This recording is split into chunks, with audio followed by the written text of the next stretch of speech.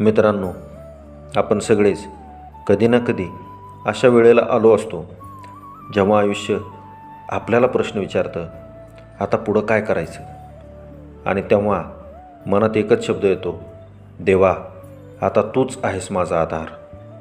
संत तुकाराम महाराज म्हणतात, देवा, संकटात तूच माझा आधार आहेस. हे केवळ वाक्य नाही, ही एक अनुभूती आहे. कारण भक्ताला जेव्हा सगळं जग सोडून जातं, भक्त जेव्हा एकटा पडतो, तेव्हा देवच त्याच्यासोबत उभा राहतो. संसार म्हणजे समुद्रातील नाव होय. लाटा येतात, वादळं येतात, पण नाव टिकून राहते. कारण ती नाव देवाच्या विश्वासावर चालते.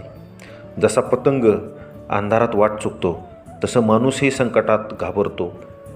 पण जेव्हा मन देवाच्या नामाशी जोडलेलं असतं, तेव्हा त्या अंधारातही प्रकाश सापडतो.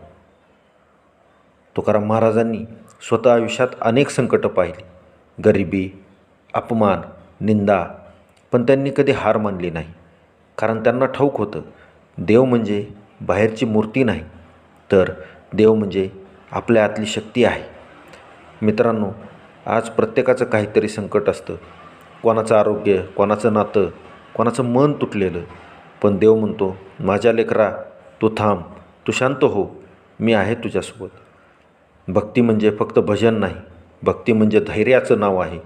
ज्या क्षणी सगळं हरवलं वाटतं, त्या क्षणी रामकृष्ण हरी हे नाम उच्चारलं की पुन्हा शक्ती जागी होते. म्हणून मित्रांनो, जेव्हा आयुष्य तुम्हाला खाली ढकलतं, तेव्हा देवाकडे बोट दाखवू नका. कारण त्याच क्षणी देव आपल्याला म्हणत असतो, मी तुझ्याबरोबर चालतो आहे.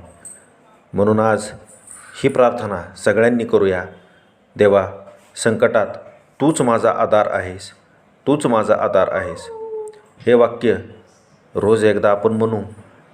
तुमचं मन नक्की शांत होईल आणि श्रद्धा पुन्हा जिवंत होईल.